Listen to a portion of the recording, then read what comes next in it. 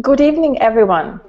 Good evening for those of you listening to us in Europe, and good morning for those of you who are tuning in from North America, South America, or Australia and Asia. Welcome to our global webinar of the Global Institute for Extraordinary Women, which we called Empowering You, the Women, to make the difference you've been yearning for. My name is Bea Benkova. I'm a European transformation leader and the founder of the Global Institute for Extraordinary Women. And together with me, I have the extraordinary Vic Marai, co-leading the event with me. Vic, hello. Thank you for joining us.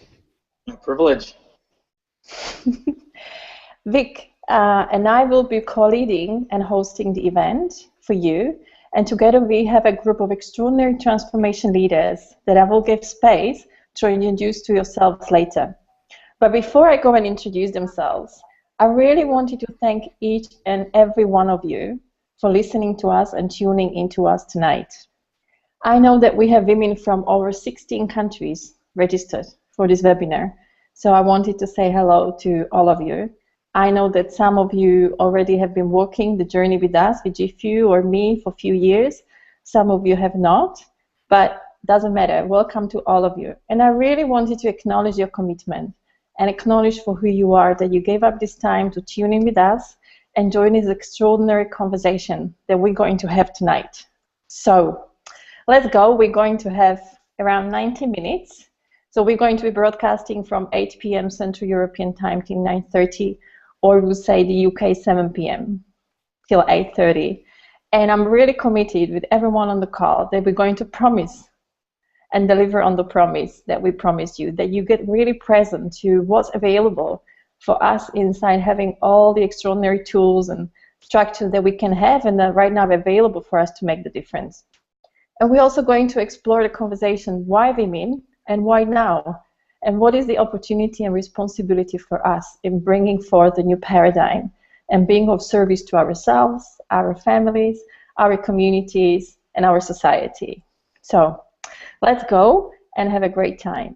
I would love to ask each mentors and leaders on the call to introduce themselves, but very briefly, 2 questions. This is my question to Gary, to Jan, to Jess, to Andrea, to Vic. Who are you, and what is the commitment that had you be on the call? So ladies first, and I would love to, Andrea, I would love you to go first and just say, who are you and what is the commitment that has you be on the call? Hi, thank you, Bea. It's an honor to be here. My name is Andrea Pennington, and I am an integrative medical doctor and global transformation catalyst. And my commitment to being on this call is really to help activate the leadership potential of the women who are joining this webinar, and just to bring all of my energy and love and support. Thank you. Thank you very much. Jess, who are you and what has you been on the call? Hi everyone, my name is Jazz Russell. I'm a scientist by background, focusing on research into transformation and how it happens through collaboration, especially between people who are awake and very resonant with each other. And what's brought me to this call today is really to help people connect in to what they're deeply resonant with, and then couple that hopefully with the right ways with what's deeply resonant in other people. So together they can hopefully create a more vitalized life for themselves as well as each other. Okay, thank you. Gary? Hello, everybody. My name is, where's my microphone? Here it is. Hello, my name is Gary Malkin, and I am a award-winning producer, composer, and speaker interested in creating new ways that music and the arts can bring us into the present moment in more powerful and aligned and integrated ways, so that we are engaging with ourselves and our loved ones and our world with our full engagement with our heart, our mind, our body, our spirit, and our soul, inspired, connected, awakened to the preciousness of life itself. So I look forward to sharing more about that and being a part of this beautiful field and community with GIFEW and Bea and the rest of the mentors. Thanks for including me. Thank you, Gary. Thank you. And next we have Jan. Jan, who are you and what has you been on the call?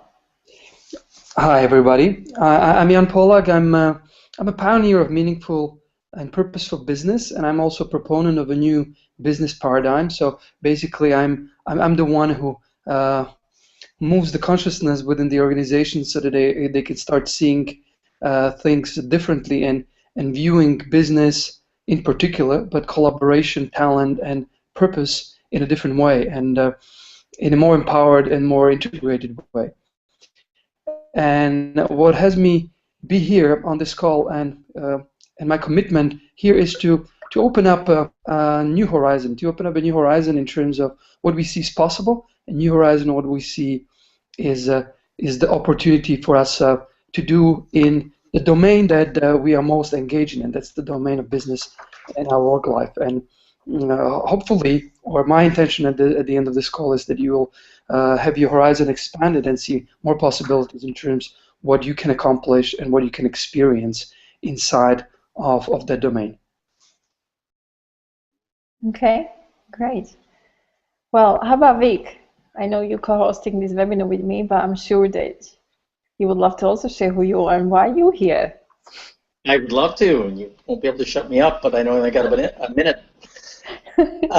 So I live in Canada. I'm speaking from Edmonton, Alberta, Canada, and my background is in the field of ontology, which what I do for a living, well, what I've given my life to is having people discover that really it's their past that is making decisions for them. And I do that work in organizations. I do that work with leaders around the world. And my real commitment for being on the call is that people on the call discover that if you could distinguish that there's a big, hefty past in your leadership making the choices for you, and you got free of that, you would have an infinite range of ways to be and act that would provide all the solutions that you ever needed to be effective. That's my real commitment on the call. Great, thank you. Well, and in the end, I'll also say something about myself. I did introduce myself in the beginning. So I'm a European transformation leader and founder of the Global Institute for Extraordinary Women. And well, why am I here on this call is that this is my full self-expression, and it's really my purpose to accelerate transformation of humanity through the aligned power of extraordinary women. And I do believe that it's time for us women now to fully own who we are and bring forth our feminine vision for society forward and bring the new paradigm and really co-create with men, with everyone around us, the future that works for all and create a world that's sustainable, that's inclusive, that's cooperative. So that's why I am here. And I'm also very present that Andrea and I are women, but we have together with us, 4 other men. And this is actually our first global webinar for GIFEW that we are collating together with men. And I just really wanted to acknowledge you, Vic, and Jez, and Jan, and Gary for being such a such a stand for us. And as Vic said, covering our back. When I met Vic first time, he said, "Don't worry, we've got your back."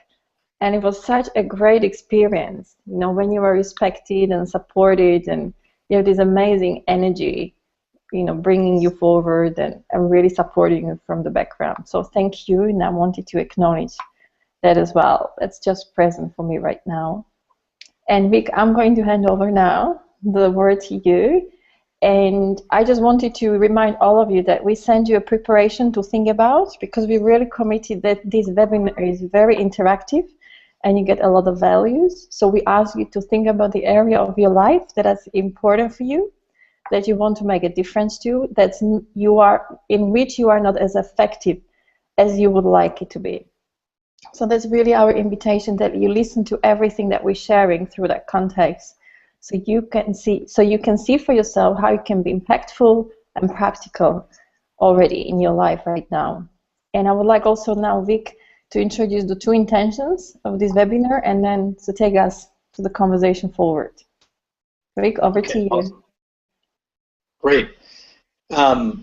So really the two intentions of the webinar are, as Bea said, the promise that we're making on the webinar is that you really experience from the mentors on the program a distinctly unique way that you could make a difference if you employed that way, and that the difference is, you know, palpable. It's obvious to you that that participating in this program would enhance and expand your capacity to make the difference you want to make. So really the second intention is to give you the choice to participate in the program or not, and for you to hear something that is distinct from what you've heard before.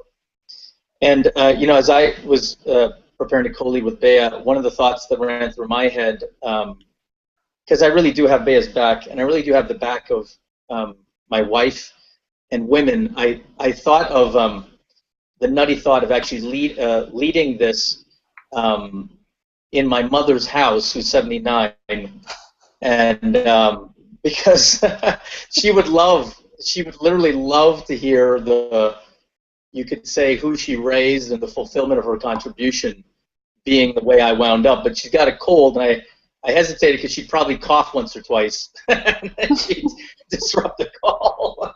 But, you know, it's really, and I know I speak for Jan, Jazz, and Gary, that I would be nowhere without the women in my life. So, and I think it's high time that the world and people woke up to the missing that the contribution of women could make. So, to take it, sorry? Bravo, yeah. Yeah, thank you, Gary.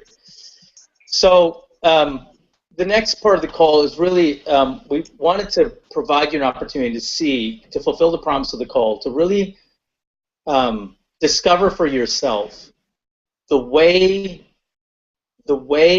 we, women, men, are already trying to make a difference, because our assertion, our contention is that it's not for a lack of commitment that you or others are not fulfilling to its fullest capacity the difference you want to make. It's not for a lack of your commitment, my commitment, other people's commitment. There's something else at play that is between you and the fullest expression of the difference you want to make. And the next part of the call is to really explore that before we provide the mentors an opportunity to share a unique expression of making a difference that you could get for yourself. So the way I'd like to begin that exploration of the way people are already trying to make a difference that in some ways are limited is to ask, to begin with each of the mentors and ask them, you know, what it was like for you. I'm speaking to the mentors now, and I'll move through each of them one at a time.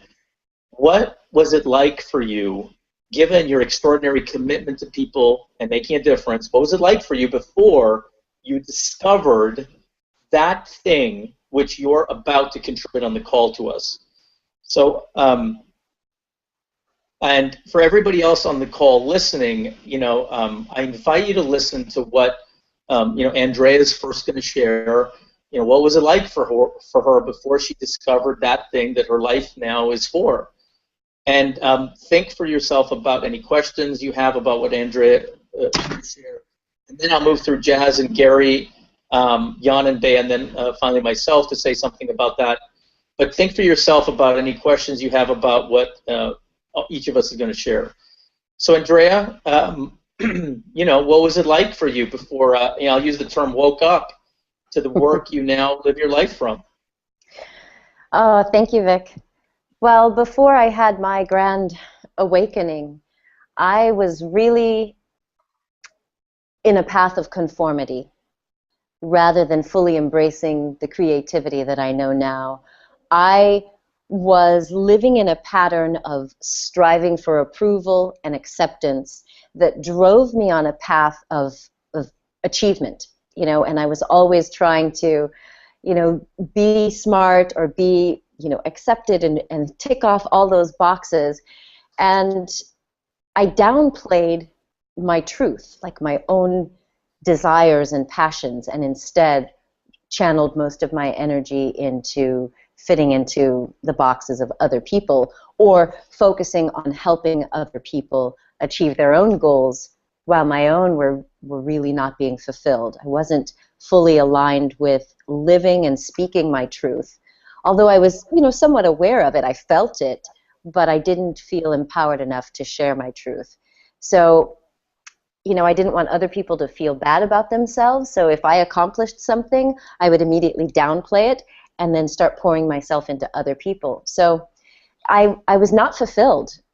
Before really waking up to this work, I was depressed and I was anxious, despite all the achievements and the outer trappings of success and being a somewhat celebrity on television. Nobody knew it, but I was really very miserable. Yeah. Great. Yeah. Yeah, and I can imagine that. Andrea, because I remember when I met you, you shared it with me. And I've seen your trailers, and I know you were on Oprah TV show a few times. You had your own TV channel, so everyone probably thought you were really happy because you were successful. And then you got that, and you did what you did, and I know you will share that with us. But I think it's not everything is gold that glitters. Exactly. Awesome. Not awesome that that's what went on, but thank you for your authenticity. So great, Andrea. Okay, well, Jazz, please.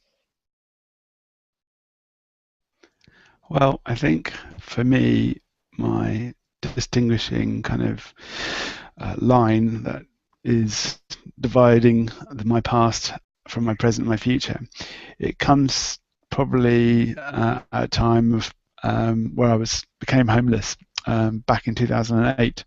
Now, what's amazing, I'd had an amazing life up till then. I'd worked in Hollywood, in the UN, worked with big corporations in helping people transform and learn how to get on with each other. But for some reason, I just wasn't awake to things that were really going to help me get on with myself and transform myself. And when you get in your own way, you can lose your way.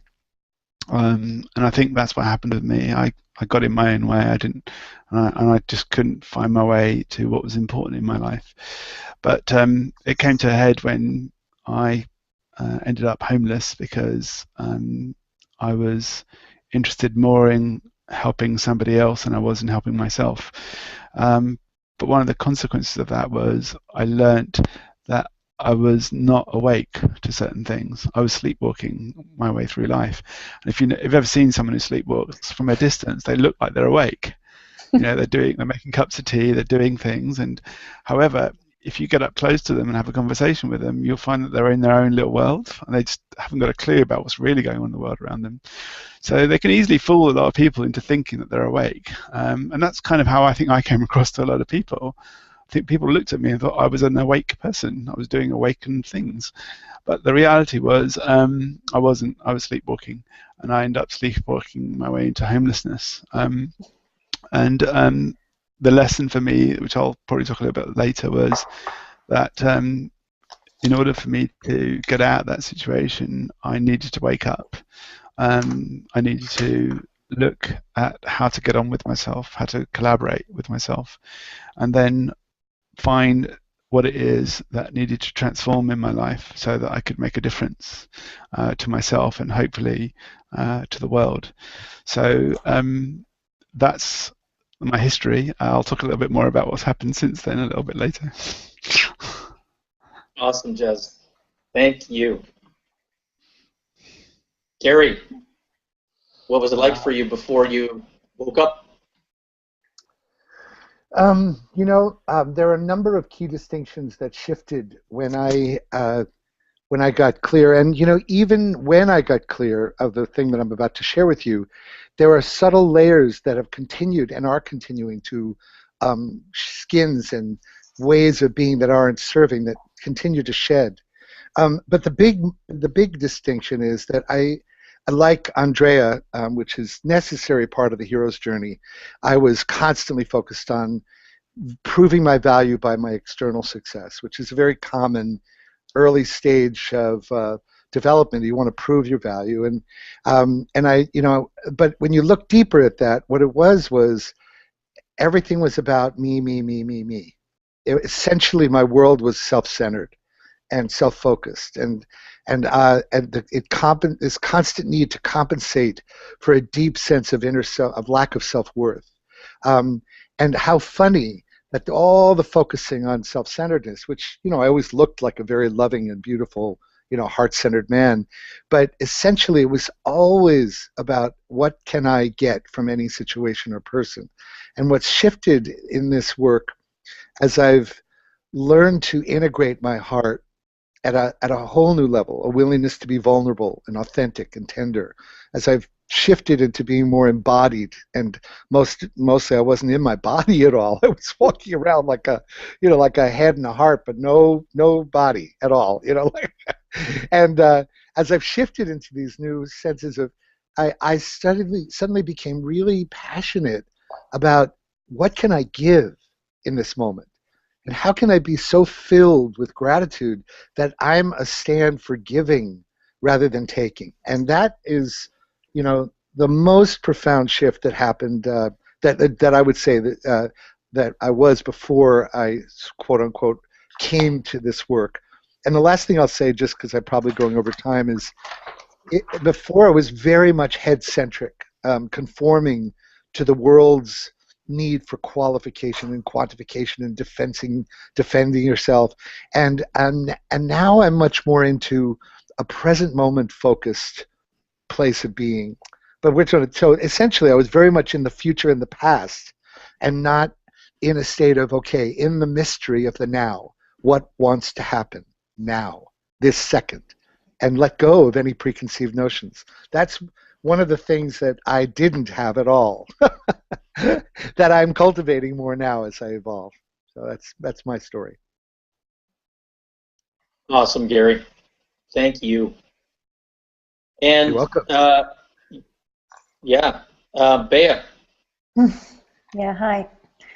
I think it's interesting because I think as we go along, it can be that it can look like we're repeating ourselves, but I think what all of us is sharing is very similar, because that's similar. What we have in common, that we're human beings, and doesn't matter where you are and which regime you're from and which nationality, is pretty much the same.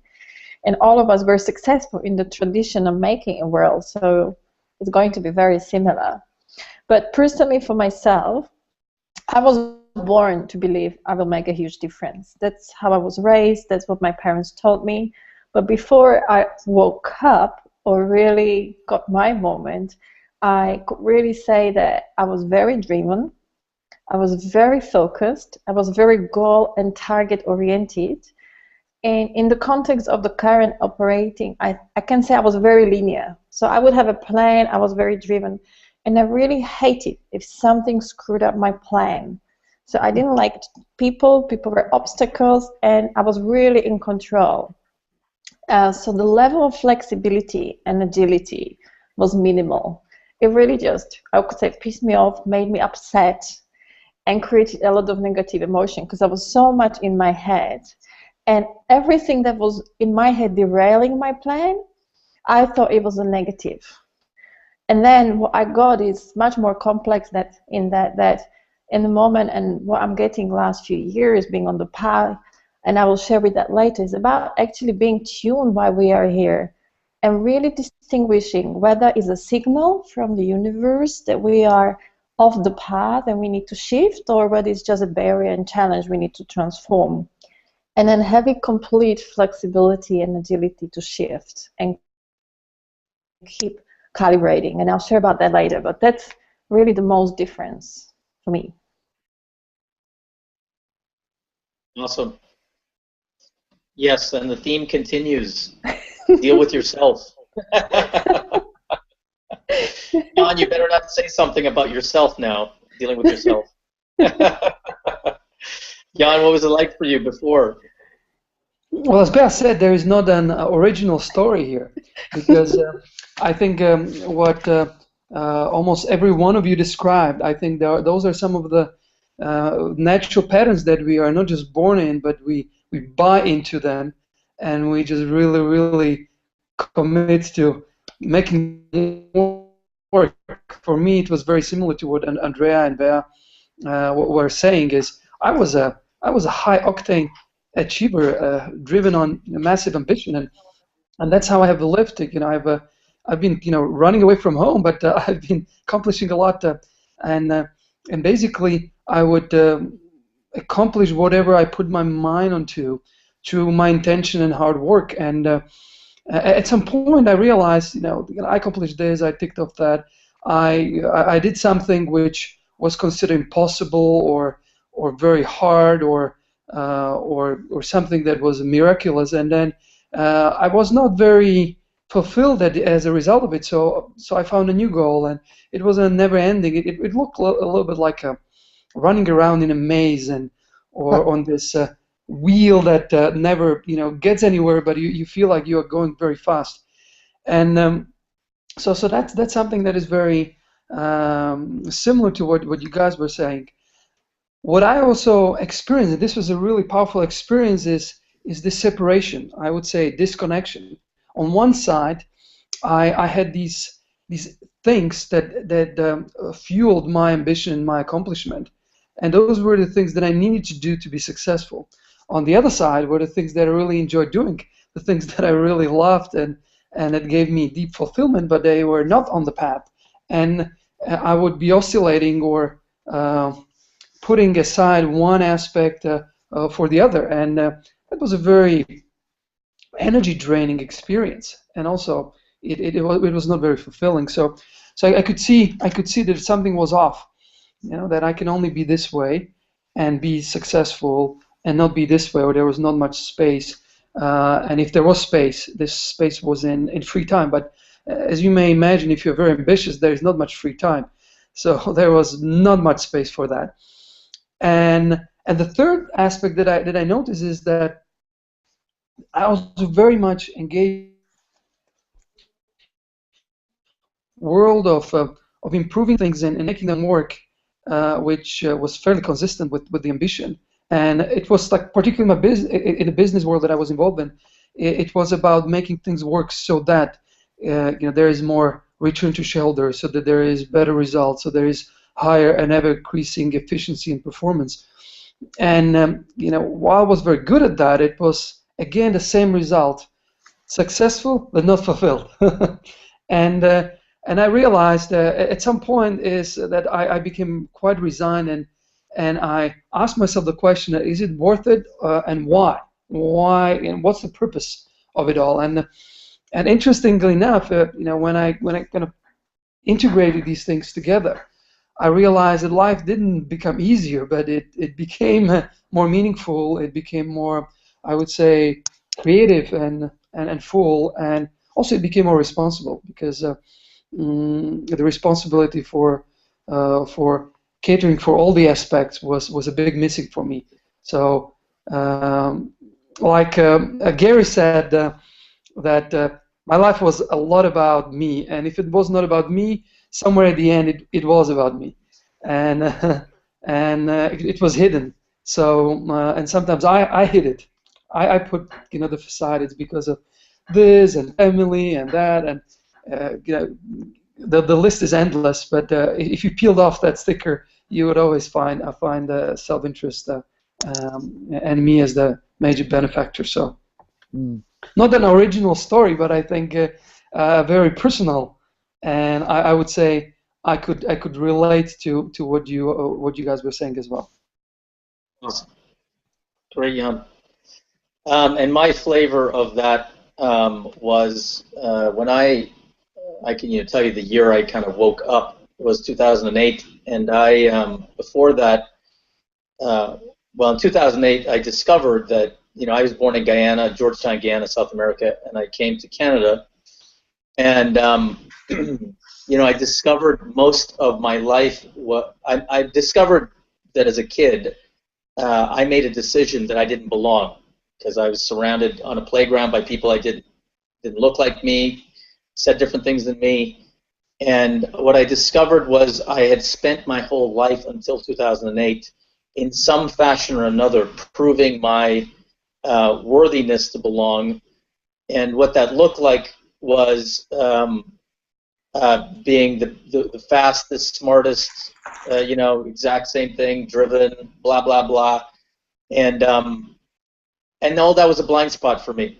And nothing I could ever accomplish would last more than a split second in its fulfillment for me before I need to feed the beast and accomplish something more, which was quickly forgotten until the next one. So I need to keep stoking the fire, you could say. So nothing I ever did was sufficient enough, and it almost broke my marriage. And then when I discovered that really who I was trying to compensate for this experience of not fitting in by becoming, unknown to me, although my friends and family would hint at it from time to time, an arrogant know-it-all jerk, I didn't quite believe that. So when I actually got that, I realized my effectiveness in life was constrained not by my commitment, not by everything I knew and the tools I had, but it was constrained by how I showed up for people, and that I couldn't see I was showing up this way, and it limited the difference I wanted to make. So that's my tale, and it kind of rounds out everything everybody else said as well. If you're listening on the call, hopefully you could hear for yourself something for your own life in what everyone has shared, that in hearing what everybody shared and mapping some of that on for yourself, what you could possibly conclude is that this is not unique. This is the way people operate in some fashion or another when they're out to make a difference. At some level, it's the condition, it's a way of that human beings just are when they try and make a difference, where they are almost always at the center of that difference. And they can't see it constrains what they actually want to produce in life. So part of the program that we put together is to uncover, unconceal, and then provide something that would make a difference in a blind spot that you may not be able to see that's constraining your capacity to make the difference you want. So I really want to turn it over and give the mentors a chance to, and please, as the webinar continues, please fire in any questions that you have about what anybody has said, that may not be clear or has piqued your interest, or just a comment you want to make. And there'll be time later, 10-minute section for questions and answers. So please bear that in mind. This is, for you. So the next part of the conversation is really give the mentors a chance to share what they arrived at that made a fundamental impact. You could say transformed their lives and transformed their capacity to impact life around them. And again, I want to start with you, Andrea, to say something about, what difference did your discovery make for your own life, and the thing that you, inside the program that Bea has put together, you want to contribute to others that's made a difference for others. So why don't you kick it off? Well, I will share one other piece of interesting background, and I didn't know this in looking at your material and being introduced to you. I had no idea that you and my mother are from the same place. My mother grew up in Georgetown, Guyana, and when she immigrated to America and then had children in America, she never imposed limits or forced us into any particular field of study. I chose unconsciously as a child to put myself into boxes of conformity to try to win the acceptance and approval and affection of my father, because my parents separated when I was 3. But what I didn't share before is that I grew up as a performing artist. Singing and dancing and acting, that was my time to shine and get attention. And I always felt completely authentic because I could emote. And depending on the script or the song, I could just be full emotion.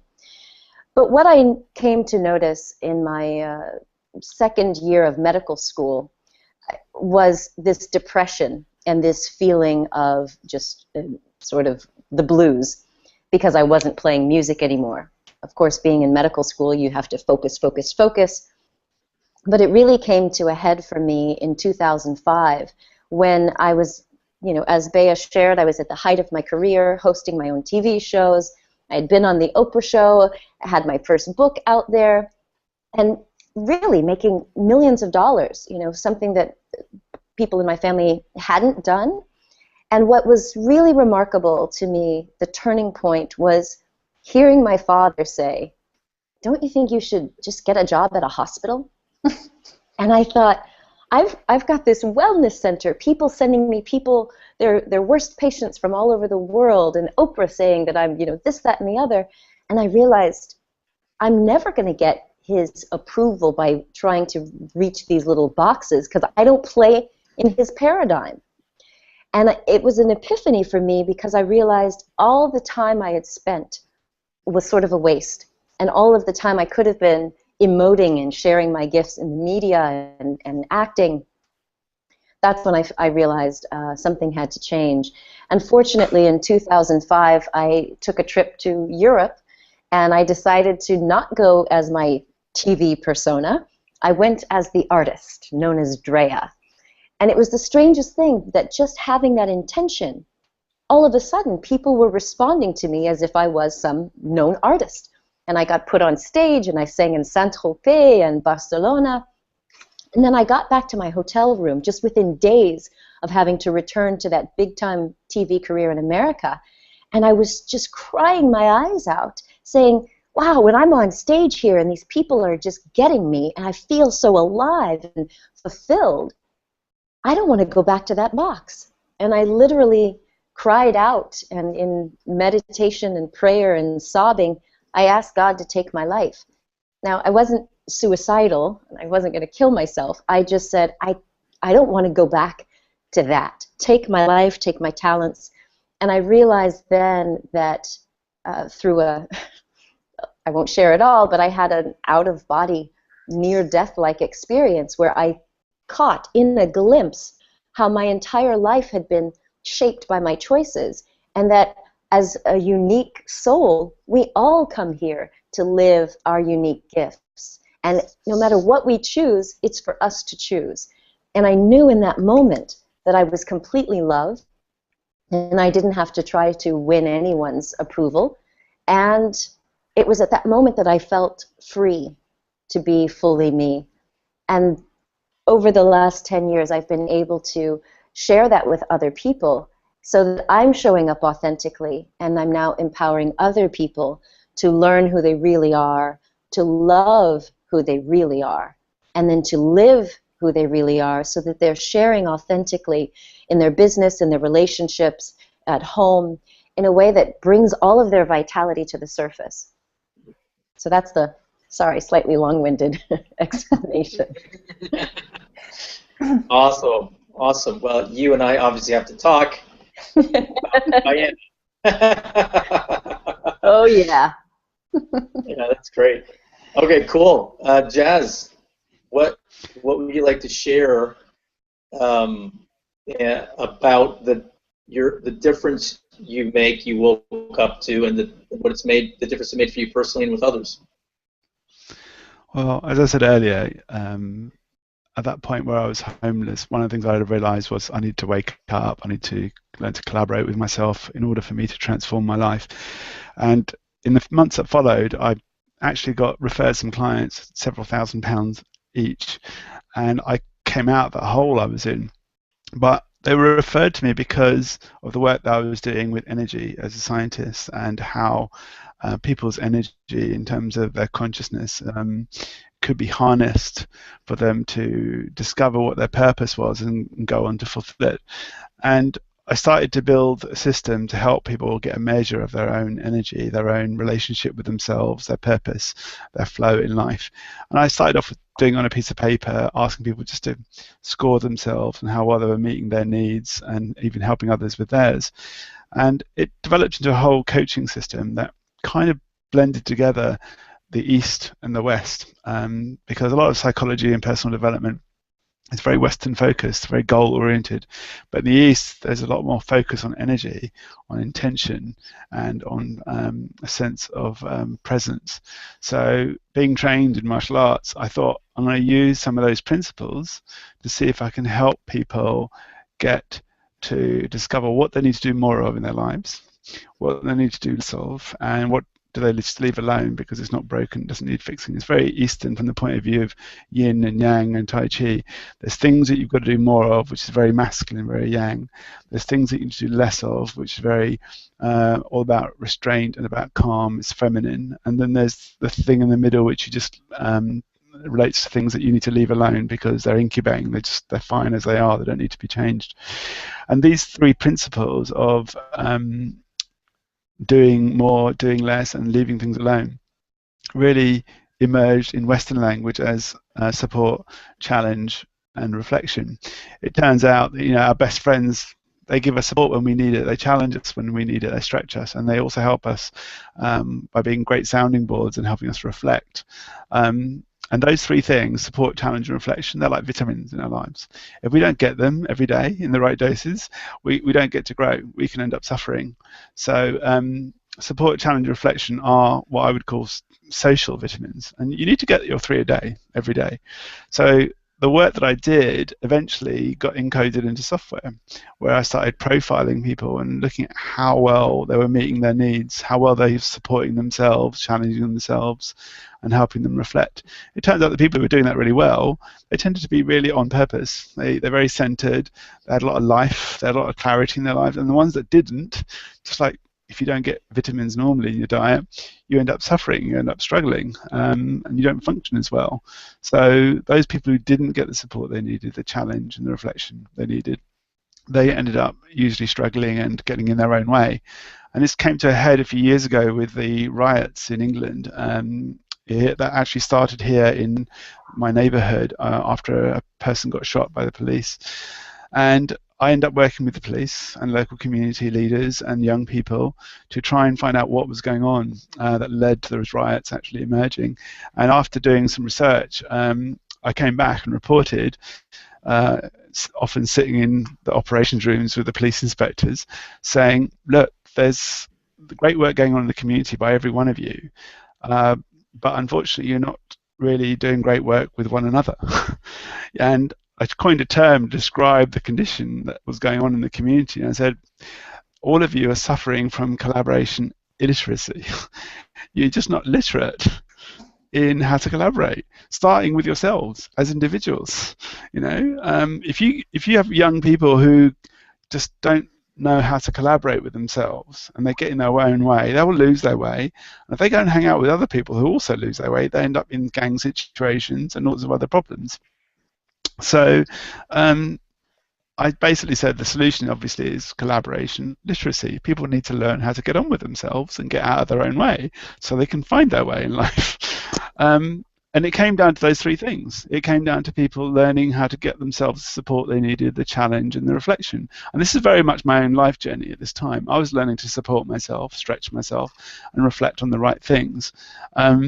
And when I started doing it together with other people and collaborating with them, helping them get the support they needed, stretching them, helping them reflect in conjunction with me, there's a strange shift of energy and purpose that started to emerge, a certain gravitas. I started finding my center and not operating off center, which is what usually happens when you get in your own way.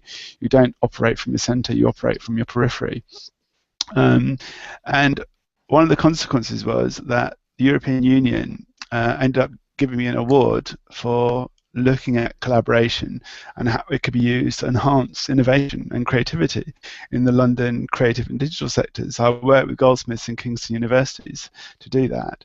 And the long-term outcome of it is I realized that what was really needed, and this is where it comes into alignment with what GIFEW is really doing, is that in order for people to be more creative and more purposeful and transformative in the world, they first got to recognize they can't be a hero about it. They can't just try and do it on their own. They best do it together with other people. But in order for them to do that, they need to be awake. You can't get people who are asleep gathering around a table and develop a strategy. It's just not going to work. You need people who are awake so they can talk to each other. And those three parts of awakening, collaboration, and transformation, they spell out the letters ACT. And that's where I'm at the moment. It's something I see in GIFEW. It's about awakening women, getting them to collaborate, and getting them to perhaps ultimately focus on doing something that transforms the world. So that's the reason why I kind of aligned myself with GIFEW, because I could see a lot of resonance between how I was trying to bring about a difference in the world and how GIFEW was trying to do it as well. So there's a very strong resonance there. So I'm looking forward to rolling that out in the mentoring that I'll be doing with all the participants. Awesome. Thank you. Thanks, Jazz. Gary, for you. And I'm going to ask you guys to share, Gary, starting with you. Can you share the whole? Oh God! Well, I just want to say also, I'm so in love with the Andrea and with Jazz. And Jazz, oh my God, what you just shared, just I'm swooning by how moving it was that you just shared. So thank you. 3 minutes. Wow. Okay, I will try. It's okay. I guess, you know what I want to do is I want to take a moment in this 3 minutes to just stop for a second and imagine that we're participants, and all of us, that we're in a forest, alive with sounds, the music of nature. Just be in the moment for a second and take a deep breath.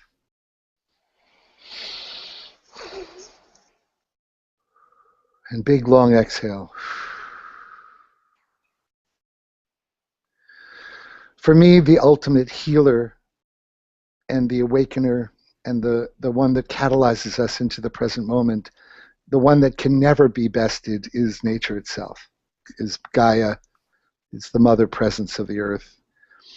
The South American indigenous call it Pachamama. In my view, when the arts are utilized with an intention to awaken, it's basically a proxy for that automatic awakening that happens when we're in the presence of Gaia herself, and we're in the presence of the authentic power of Pachamama, of the earth, of Gaia, of the the Schumann resonance, all the things that we identify with the planet and all of its beauty. So as an artist, I have been looking through the lens of how pausing, sacred pausing, and allowing our multi-dimensional beings to awaken to the moment. What happens is that I've found, and this is one of the centerpiece of what I'll want to offer as a mentor in this work, is, we teach what we need to learn most. And I have needed to learn that my mind can run so much faster than my body and my heart and my spirit and my soul.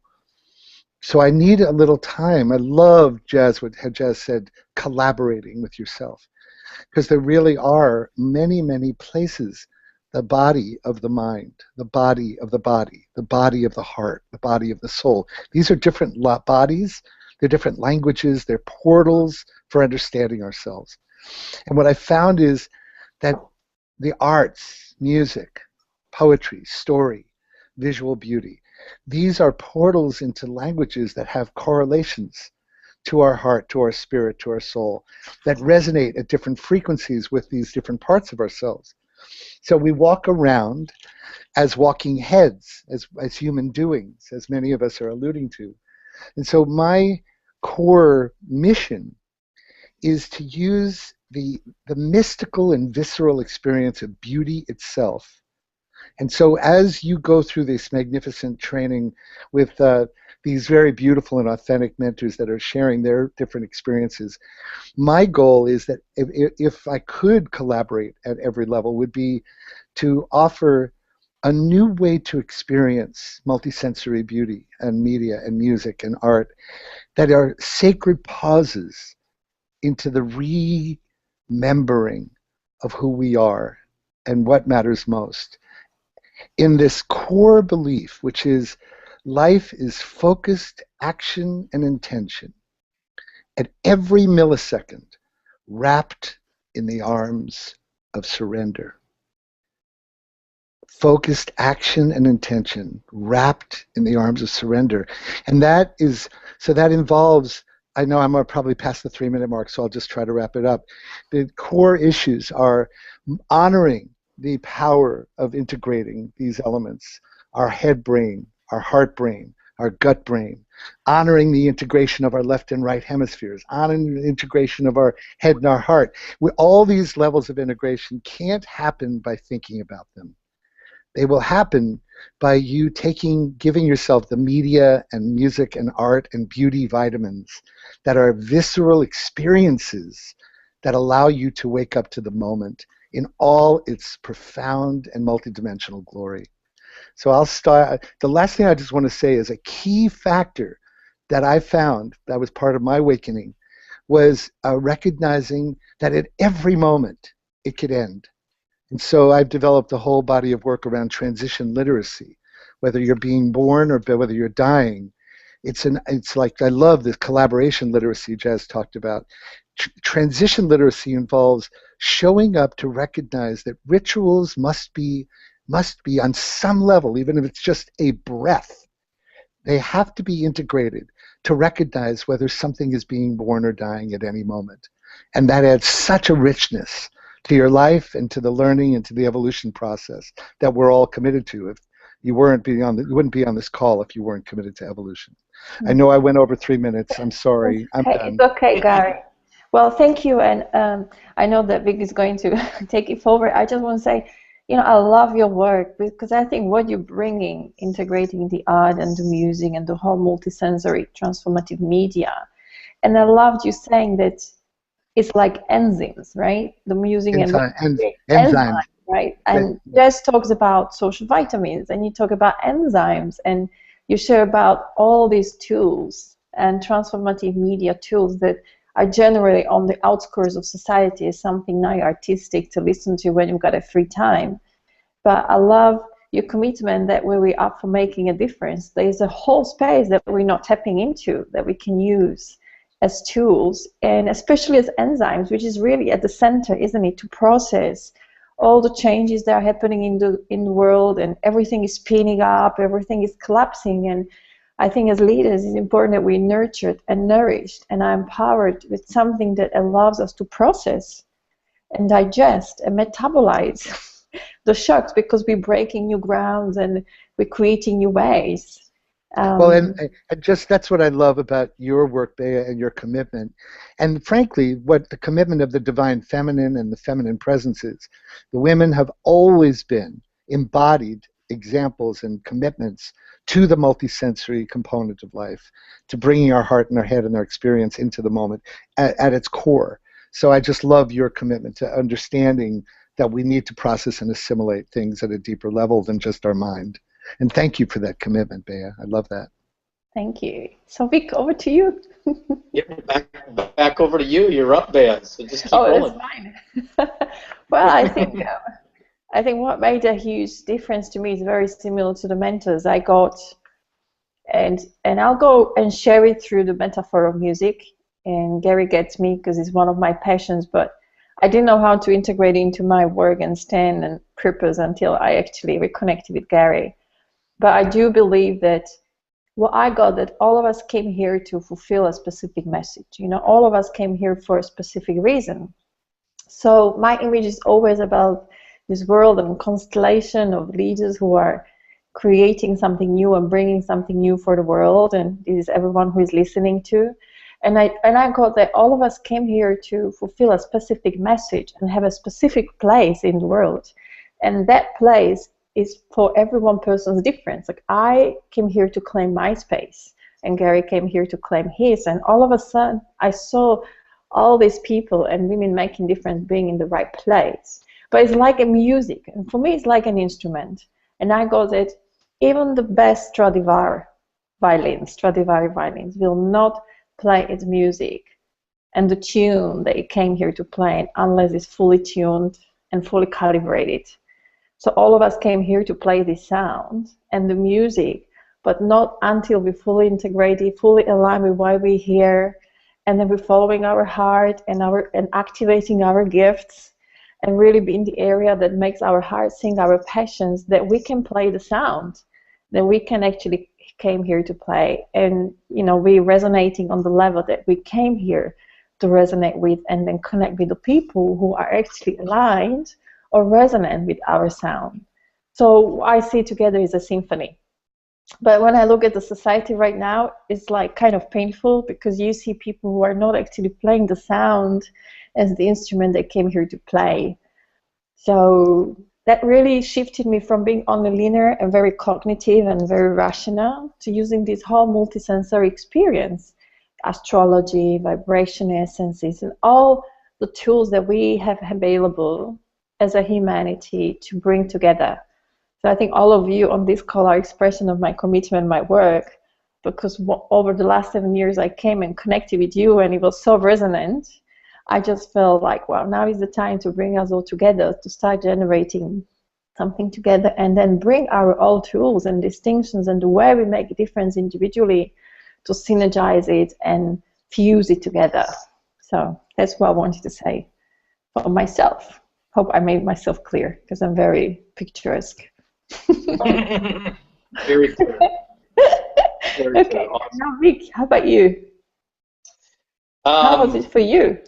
3 minutes. Well, yeah, sure. Well, I wanted to get Jan to say something quickly about what he brings. So Jan, why don't you say that, and I'll spill the beans on me. Yeah.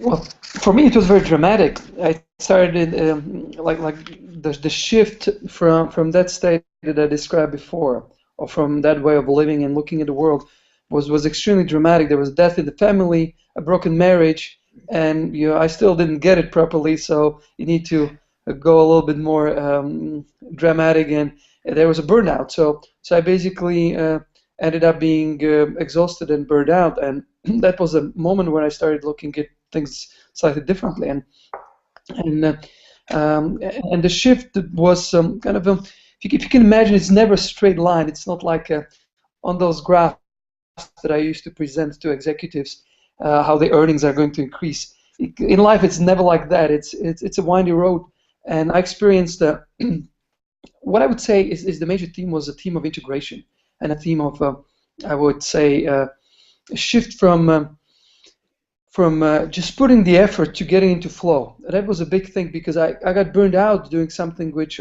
I didn't really enjoy, but I wanted to be so good at. I didn't want to fail, and seeing the distinction between just working hard and getting into my flow, basically doing things that are in resonance with me, that are making the best out of my talent, that show up as a flow, both on the inside in terms of my experience, and on the outside of how things are happening actually with ease and at the right time. It was a really major shift, and I saw it for myself, and I really enjoyed that space so much that I couldn't go back. And this is something that I walk my clients through as well, getting them into flow both as individuals and as teams, and actually as organizations or businesses. Now, for me, the second aspect was that I was a competitive guy. I want to beat the hell out of everyone, and and on the outside I would smile and everything. But yeah, I was very, very competitive, and the shift for me, as I realized that actually by beating others or allowing myself to be beaten, it's just like everybody loses, and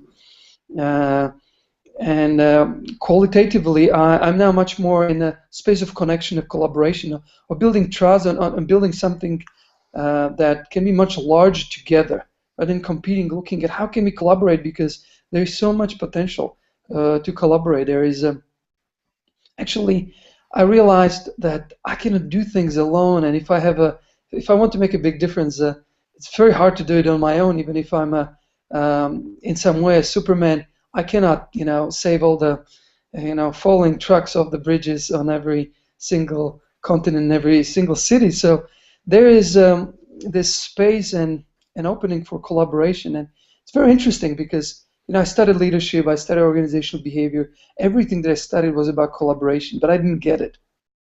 It took me 10 years to get it. That the collaboration actually is a way where we connect and we can create so much more than it's possible. And another shift that I could very much notice is kind of the shift from results to purpose, to meaning, and not just for me personally, but particularly with the businesses and in organizations. And this is not an easy shift, because if you think about the realities of the world of business in particular, it's so much oriented on delivering results, increasing performance, meeting financial targets, and many would argue it's the purpose of business to make the most money they can, and then die the richest people on the cemetery.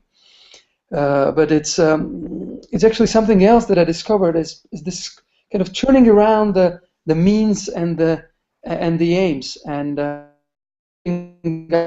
myself and what I work with the businesses on delivering on a purpose, making a difference and having a purpose, and then everything else, including the financial, the performance, being a means to that. And it's wonderful to see that. It's wonderful to see that I have yet to meet someone who at the deepest level is driven by the external forces, by the external success. Well, we may have layers that if we strip are there, and it looks like it, but on the inside, we really want to do meaningful work. We want to use our time meaningfully. We want to be proud of what we're doing, and we want to see it making difference on a daily basis. And this is what I see as a promise for business and any organizations. And this is what I have dedicated my life to. And I've changed the paradigm to a paradigm of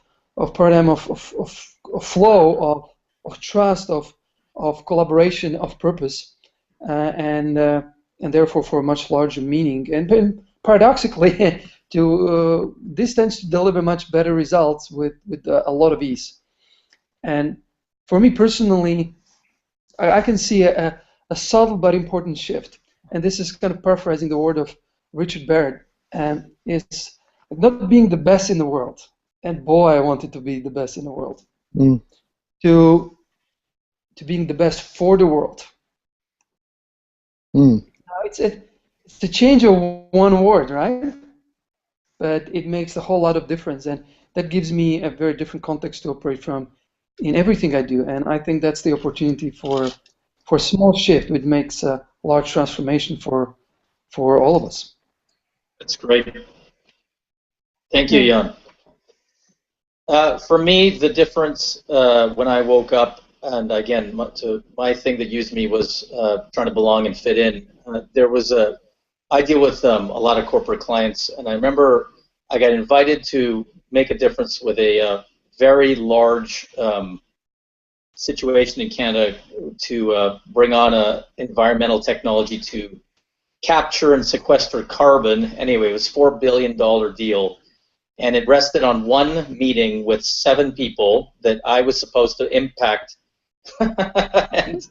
and then little old Vic from the past walked in, wanting to be liked and fit in. And however, I had just woken up. And I remember sitting outside this boardroom, and the guy who invited me to make the difference was kind of had his hands on my shoulders, massaging my trapezius muscle. Going, okay, here they come, here they come. And this one leader walked in with his 5 other executives. They walked right past us into this big boardroom, sat down at this big oak table, and then the guy who invited me in walked in, and then I walked in, and I stood at the end of the oak table, and all the executives are at the other end. And already my little voice started talking to me called, "Get the hell out of there." Or quick, crack a joke, be liked, and it was the silence was thick. It was uncomfortable. It was like a morgue. And then after a while, I didn't say anything. This other executive, who was the head of it, didn't say anything. And then finally, he lifted his head up and he goes, why are we here? In a thick British accent, which I do no justice to. And so he says that, and then right there, my past started to talk to me like, be light, say something nice. And simultaneously, on the heels of my, you could say, wake up, there was like three of me. The one of me wanted to go along, get along, kind of the way of conformity, as Andrea was pointing to. And then there was this other way of being that started to use my lips that I would discover very soon was who I really was. And then there was this third part of me watching the whole damn thing in shock. And all of a sudden what came out of my mouth was, and the other six guys looked at me like a tennis match. They looked at me and they went, like I was about to be eaten. And the Christian thrown to the lions. And then I said, what came out of my mouth was, I don't know why I'm here, but I can tell you in the last 30 seconds why I think I'm here. I think there's enough fear in this room to choke a horse. And I think because of what you're reluctant to share with each other, it's killing your business outcomes because you're using half-assed data. And then the three guys on each side of the table look back at the other guy, the head honcho, with their jaws dropped. And then he doesn't say anything. He looks back at me stone-faced. And then he eventually, after it felt like hours, but I mean, sure, seconds, says to me, continue. He says, continue.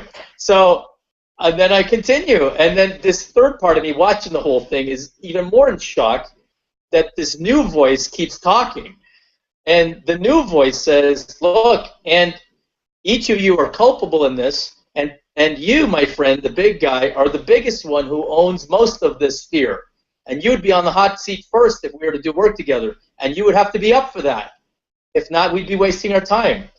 And then these other guys, their jaws fully on the table now, look back at the big guy, and the big guy says, absolutely.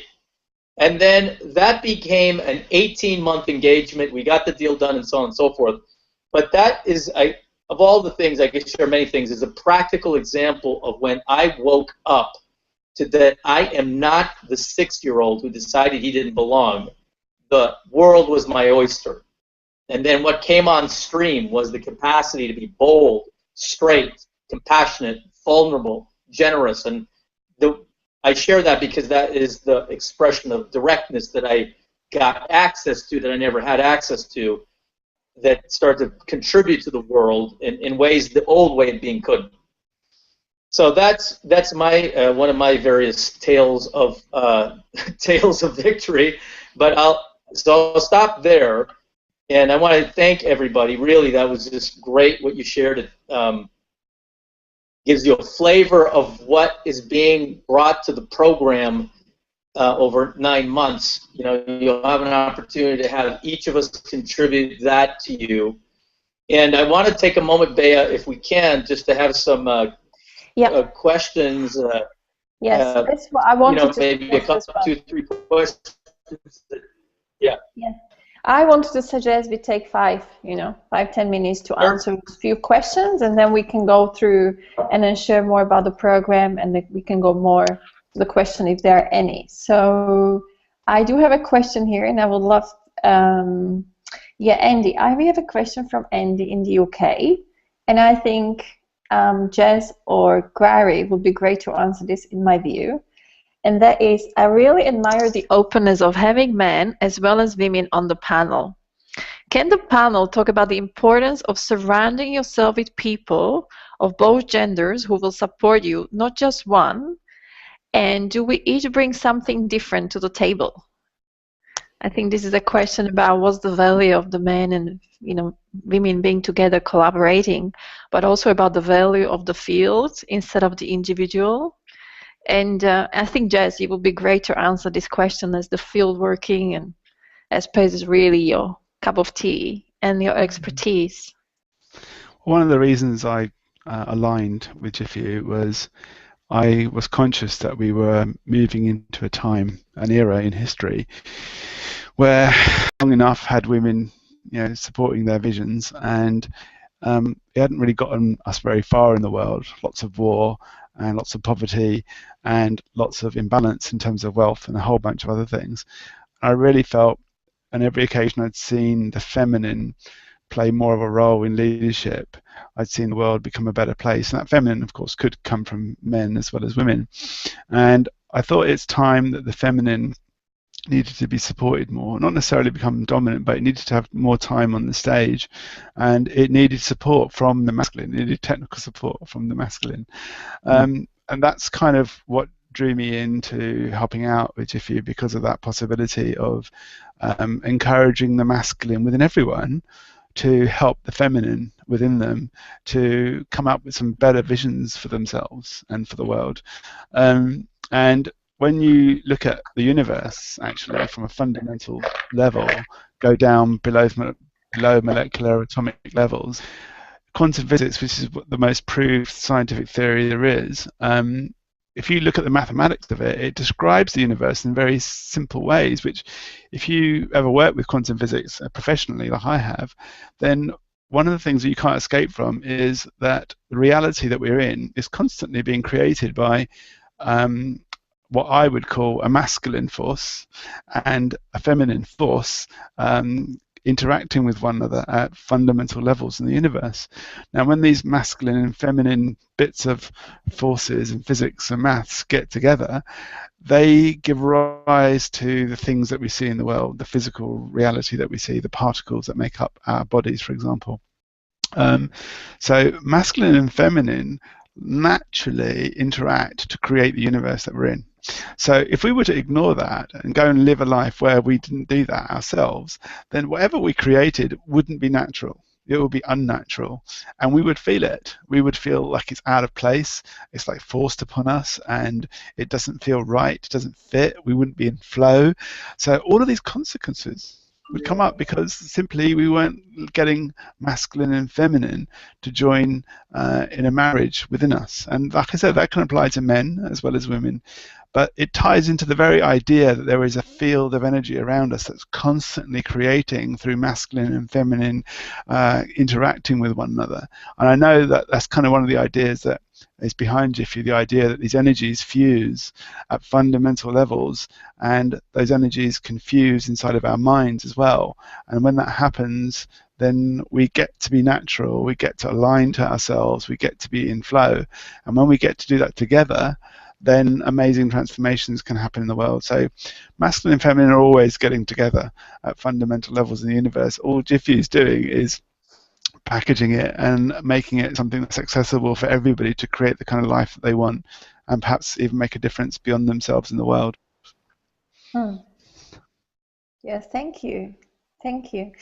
And we also have a question from Shani in the UK, and I think this one will be great directed at Gary, just what's present for me, Gary. And Shani is asking, I'm curious to find out about new tools and evidence of the impact these tools have had.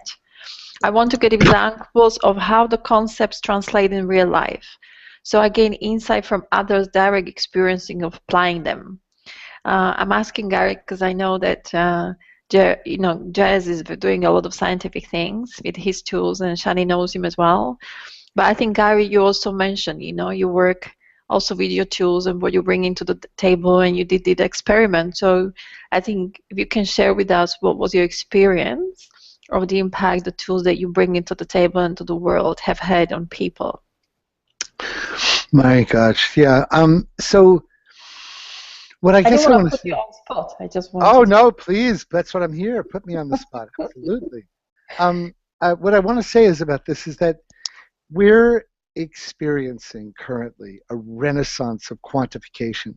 And for me as an artist, there were many, many years where shamans and artisans were frustrated by the fact that there were proven, story-driven evidence for thousands and thousands of years that were never quantified by the holy gods of science, because we live in a culture where the gatekeepers of credibility lie in the proving of things, if you will, right? And what's beautiful about it is that the proof has come in. And as evidence, like, the integrative health world is an example where they proved the efficacy of many of the alternative complementary health modalities 30, 40 years ago, and have continually had the onus of proving it endlessly, because the AMA required you to endlessly prove that their acupuncture worked, chiropractic worked, healing touch worked, different things. Well, now we're extending into the shamanic practices of using tonalities and sound and healing, and healing sound techniques, as well as many other methods that have been until recently considered what Californians call woo-woo, right? Many things unprovable, and so we're currently in a world where the evidence is available, remarkably. So my personal relationship to that is that I particularly have a very great interest in the doorways of life, birthing and dying, because I believe strongly that who we are as a species, as a member of the family of life, is that we are very much defined by how we honor and show up for the doorways as we come into the world and as we leave the world. And I'm really proud. Until I was a film composer for 35 years, and then when I created this work, Graceful Passages, my eyes opened. This is a work that is a listening tool to awaken you to the deeper layers of what's actually happening around the imminent death of someone you love or of your own life. And it could be metaphoric death, like the death of a relationship, a career, a phase in your life, or it could be literally like you were given a terminal diagnosis. There are many layers, like Bea said, that we need to assimilate the meaning of something that magnificent, that challenging, that mysterious. And often the only way we can actually show up for what's going on in our multidimensional beings is through the power of the arts, the power of music, the power of beauty. And so when we created this work with Michael Stillwater and I, the producers, created that work, we saw with our own eyes and got thousands of reactions from around the world that tools such as this, which there are many ways to go here, but a tool such as this had so much more power and impact in helping people show up to the multidimensional components of life itself. The one that I loved how Vic talked about the things that we're that we can't see ourselves. Suddenly it gets revealed. And this is an example of something I personally have seen hundreds of times, where pharmacology cannot solve it symptomatically, where our multidimensional beauty and the depth and the complexity of life itself reveals itself, right? So whoever you are, the participant who asked for a way of really proving, you are the one on the operating table. You are the one in the petri dish. You are the laboratory waiting to happen. And the only way you can have a direct experience of knowing is by allowing yourself to subject yourself to the beauty of an array of something like what Bea has created. Other than that, go to wilderness for 2 weeks and let nature cure you. but honestly, you will directly experience in your heart, your mind, your spirit, your body, and your soul the evidence of these awakenings that all of us are sharing today. It's amazing the synchronicity and the resonance that all of us, who many of us have never met before, are echoing the same truths over and over again, because these are time-honored truths for thousands and thousands of years that are finally being proven. I love what Jazz talked about. It's just, I can't wait to get to know each and every one of the mentors' work more intimately. Long answer, hope it was helpful. Yes.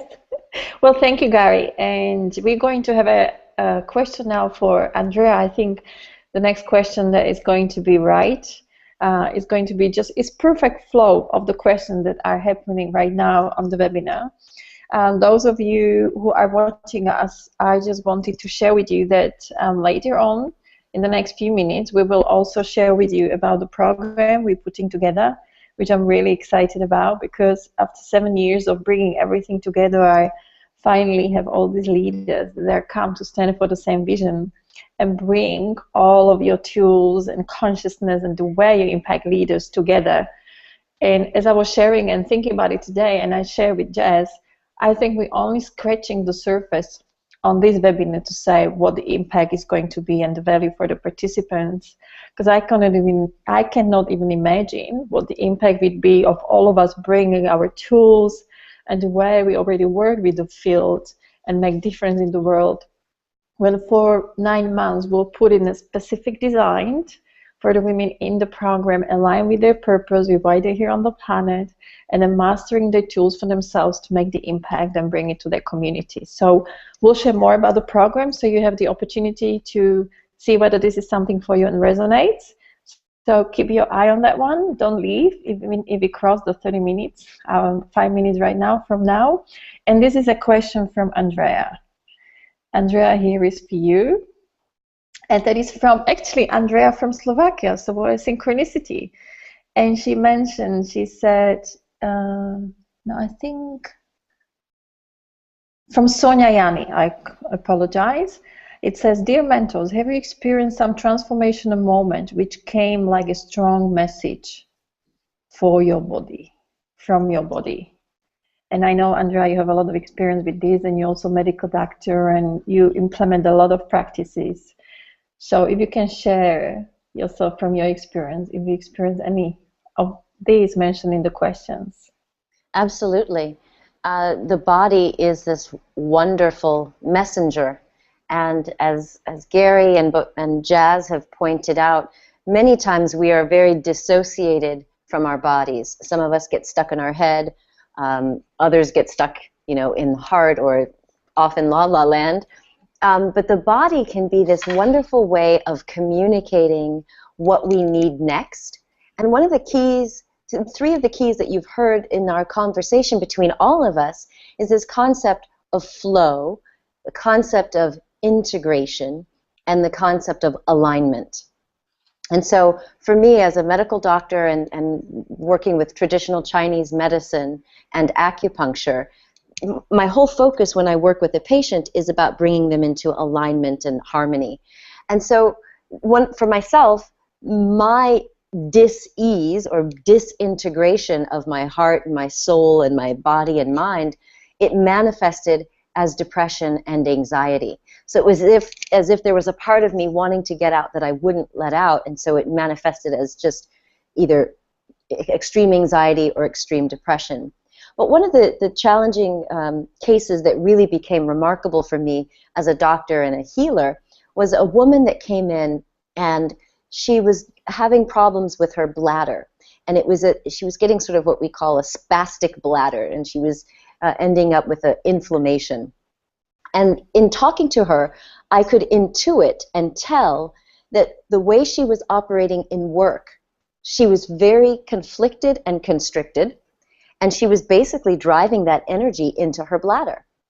And at the time, I wasn't as empowered to speak it, because just as Gary pointed out, I've been doing acupuncture for over 15 years now. But when I first started, there was this huge pressure for us to prove why it works. Never mind that the Chinese have been doing it for over 5,000 years. I want to know. So when I started to explore with this woman these techniques of acupuncture and breathing, and then starting to explore her heart and what really makes her sing and puts her in a state of flow, she described fashion. She likes, helping people dress, and she says, as she started to talk about it, her whole being lit up. And I said, don't you understand that when you're closing down your energy by being in this competitive IT field that she was in computers, you're not expressing your creativity, you're shoving it down. And as we explored and allowed her to play, within a matter of months, she had already created a whole new business plan, left her secure job, and started working, created a boutique.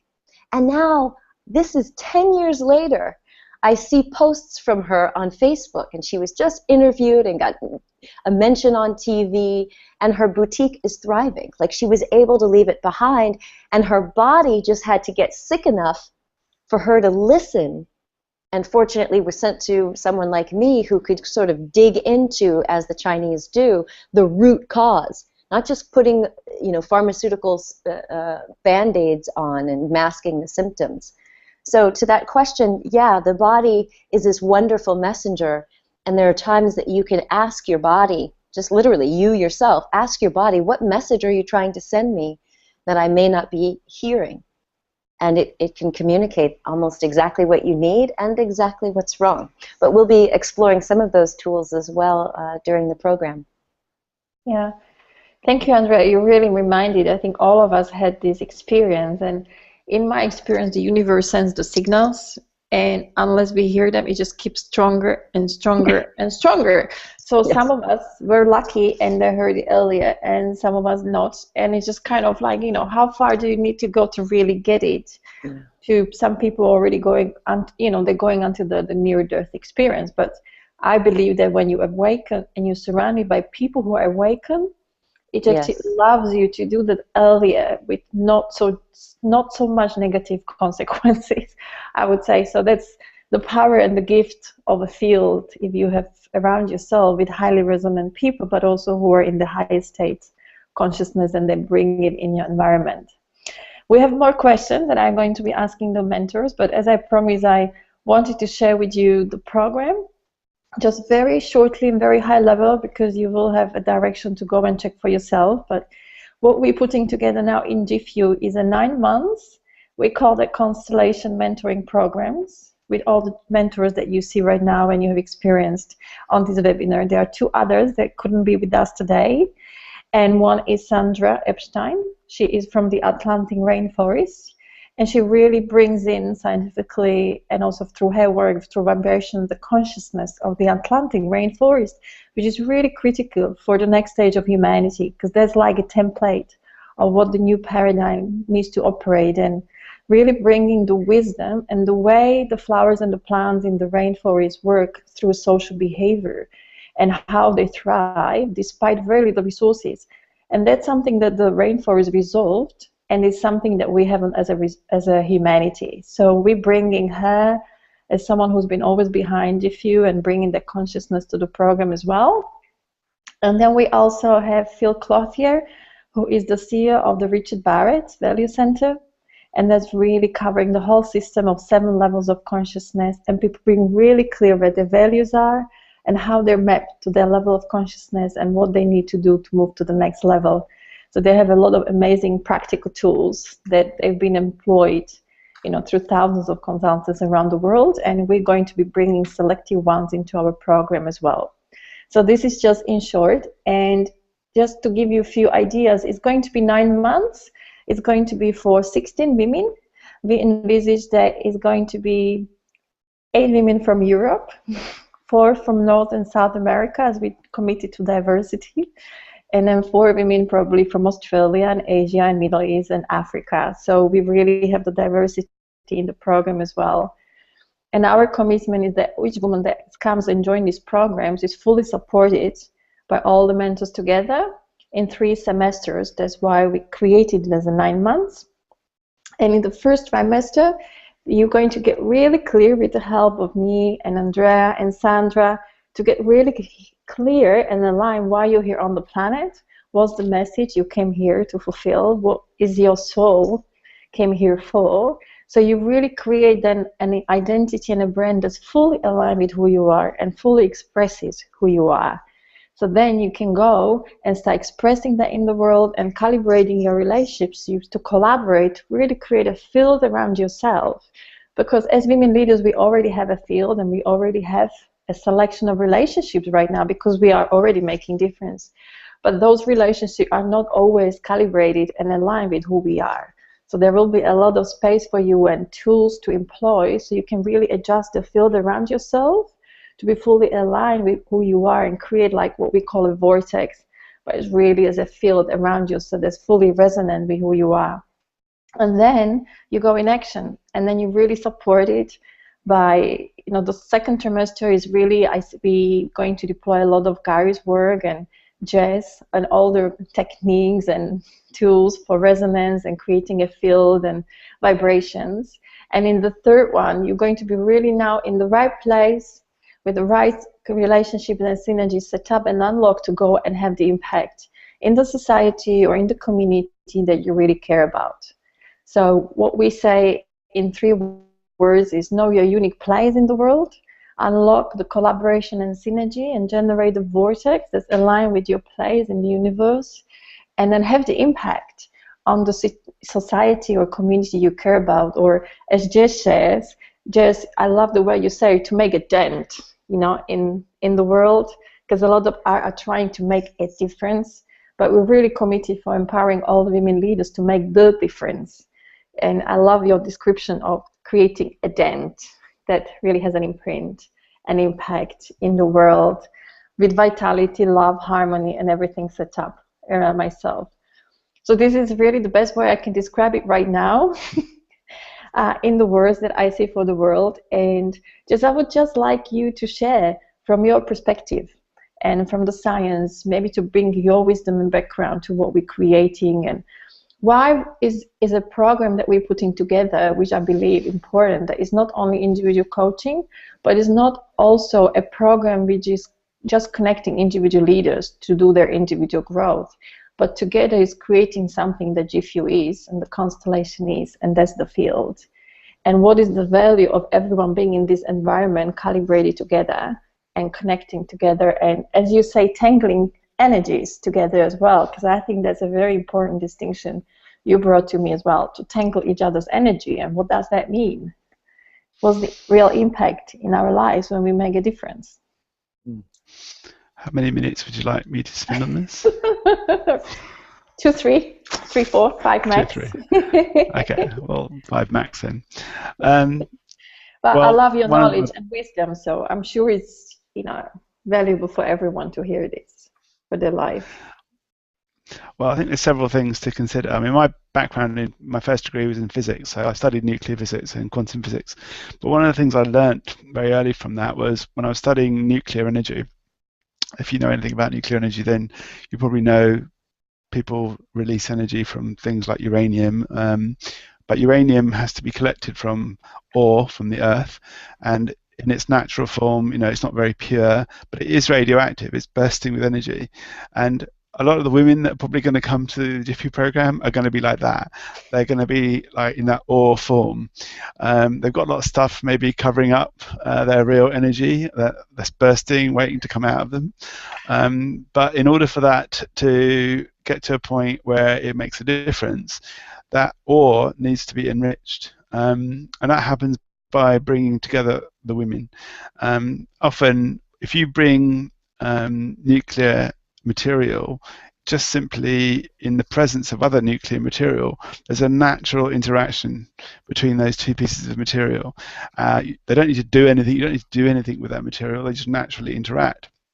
And if you put a Geiger counter over them, you could hear all the clicks of radioactivity. And I think certain women, you know, who are aligned to the same kind of things and they're bursting with energy, when you bring them together into a room, you don't need to get them to do anything. Naturally, there'll be some interactions that will happen between them, and some minor chain reactions will probably start to happen that will start releasing energy. But to really release energy from people who are enriched, you need to put them under pressure, really. And when you start putting them under pressure, then that energy that's locked up inside will start to get released, and a chain reaction will begin.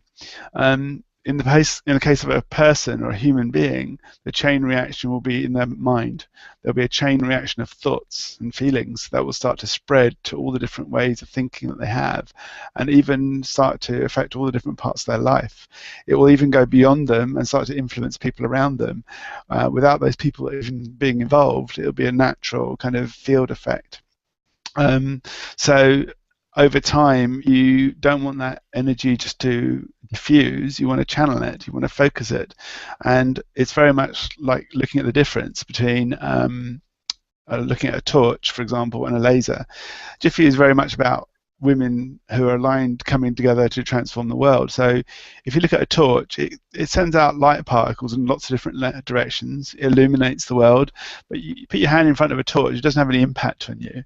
On the other hand, when you focus those light particles together and make them operate in a coherent flow, like you get in a laser, then you wouldn't want to put your hand in front of a laser because it doesn't offer much illumination, but it cuts through stuff and it allows stuff to join up as well.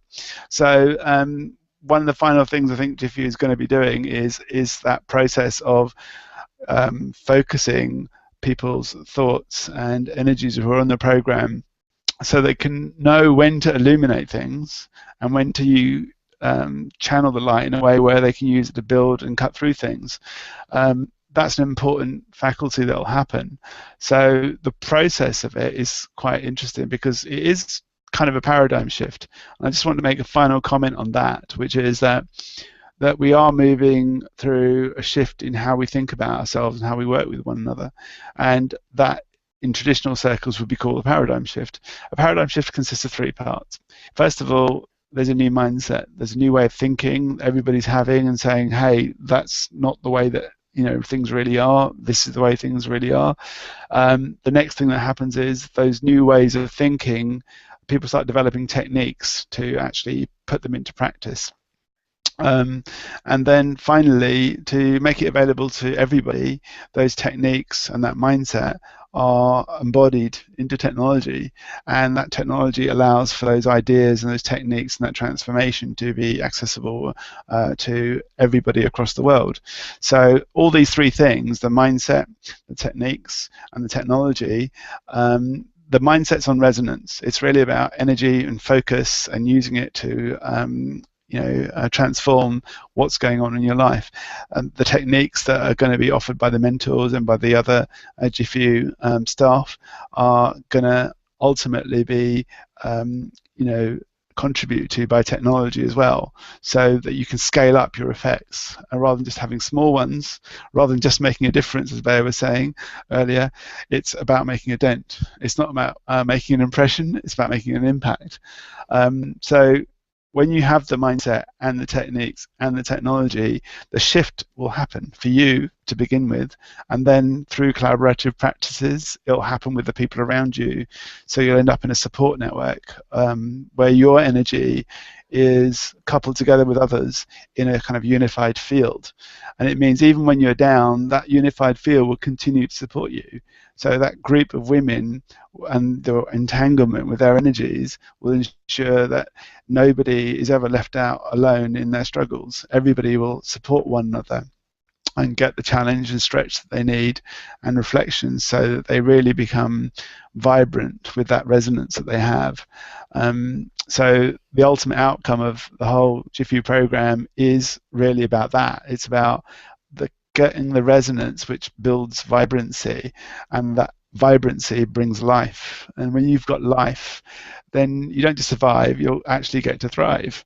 So I think that's really what a lot of women's desire will be, who want to come into this program. That we want to be people who don't just want to survive, they want to thrive, they want to make a difference beyond themselves as well, a legacy of some kind, which allows people to continue to benefit from their gift long after they've gone.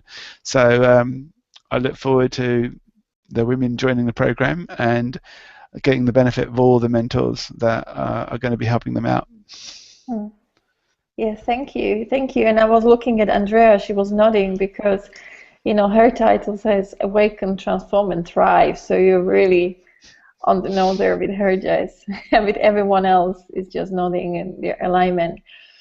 We're going to take more questions just to complete everyone. We have, I think, 1 or 2 questions left. And what I wanted to share with you, those of you who are interested, what we created for you as an opportunity is that you can have a 30-minute conversation with me just to find out whether this is the right program for you and how it can support you inside your intention. So if you go to the website where you register for the webinar, you can just express your interest, and we'll contact you on Monday and Tuesday, and then you and I can have a conversation about debriefing this webinar, seeing what you're up for, and really exploring authentically whether this is something that can support you and is the right fit for you for the next 9 months to make a difference in the world, to awaken, create synergistic collaboration.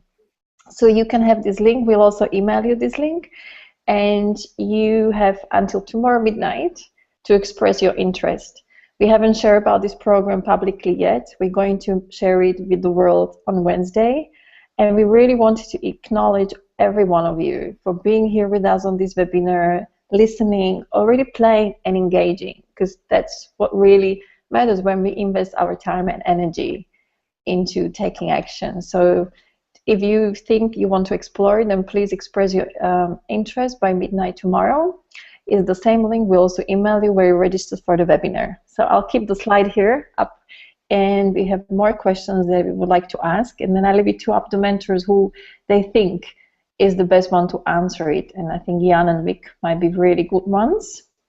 And this is a question from Andrea from Slovakia.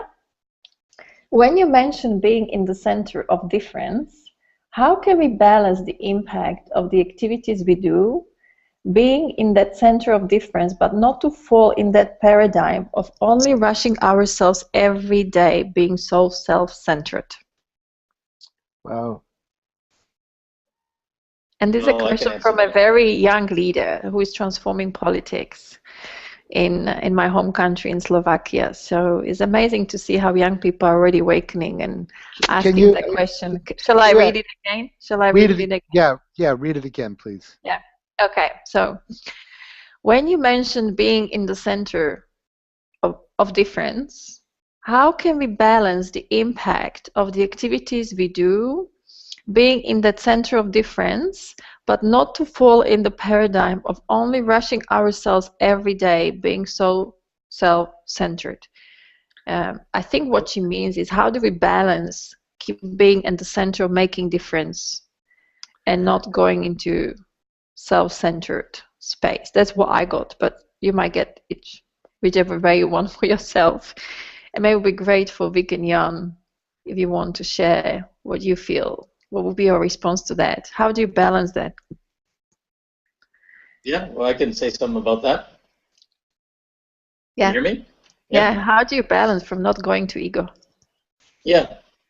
Well, here's the deal with ego and the way the world relates to ego. To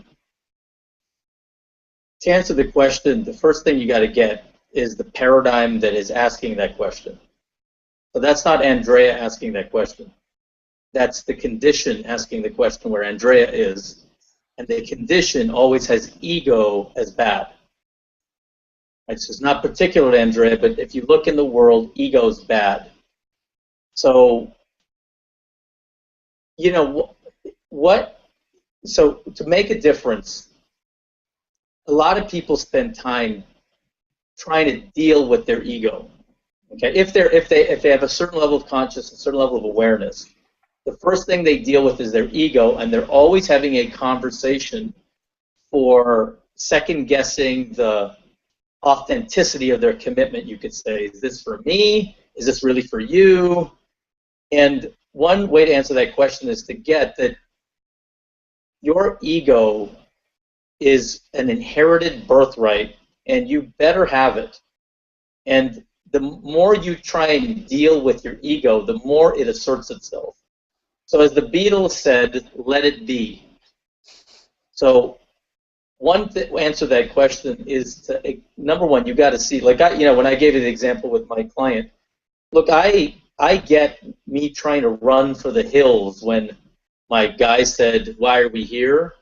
Is my ego trying to survive a death blow that it perceives this guy's about to give me. There's nothing I need to do. I don't need to fight with my ego. I just need to acknowledge what's just got driven up is a part of my humanity from the past that you could call my ego, my identity, that wants to fight for its life. If I just acknowledge, oh, I have certain motivations that come from a self-centered, way of being as I grew up, and I just acknowledge it. I don't try and push on it. I don't resist it. I don't fix it. It just settles down. and goes back to sleep. Right? I don't feed it. I don't pet it. So one answer to the question is to let it be that you got an ego. Stop fighting with it. And when you can distinguish it, right alongside comes your real commitment. You know, make a difference from an authentic place, a created place, like for others. You know, like be the best for the world, as Jan was saying, right? So anyway, that's one answer to that. Don't fight with your ego. Look, just let it be. It's always going to be around. It ain't going anywhere. So free yourself up from the fight. Let it be, and then operate from what you're actually committed to. Mm-hmm. Okay. Well, thank you, Vic. How about you, Jan? What will be your response to that one? Yeah, well, I'm looking at the question once again so that I understand correctly, and what is highlighted there is the balance between impact and only rushing ourselves around. And I think this is very interesting because I've noticed that sometimes we use making a difference and impact is the same way as the ambitions to accomplish something, kind of to drive us hard rather than to see it as an avenue to contribute and to maintain ourselves as well. So I would say if you feel you're rushing yourself to make an impact, then I think that's mixing two things. You can give yourself to the impact, and sometimes it requires that you are kind of working a little bit more or more intensely. But if you feel like it's rushing around, I would stop for a moment and say, you know, why am I doing this, and also what is the impact of that? And I think that's kind of interesting just to stop and notice why we're doing what we are doing, not just running around with the higher driver. You know, like the slave driver is noble rather than really inferior, but it's still a slave driver. But if it's a purpose that guides us, that we really want to leave, then we want time to not rush around and sometimes actually do nothing. And at other times can be more involved in activity that leads to fulfilling on that impact. So I would say rush when you experience, and this is an experience, when you experience rushing, like look what it is that is driving you to rush, and look why you're rushing. Is it an opportunity you don't want to miss, or is it just there is too much to do and you feel like you have to juggle? Because if that's the case, then you can go in and see what really makes a difference in forwarding your impact, what really is missing. Like it may be a team, maybe you're trying to do everything on your own, or maybe the team is too small. I mean, there is not a simple answer to this question, but without stopping and really being aware of it and asking that, you will never be able to find the answer. Thank you, Anne. Thank you, and thank you, Vic, for sharing as well.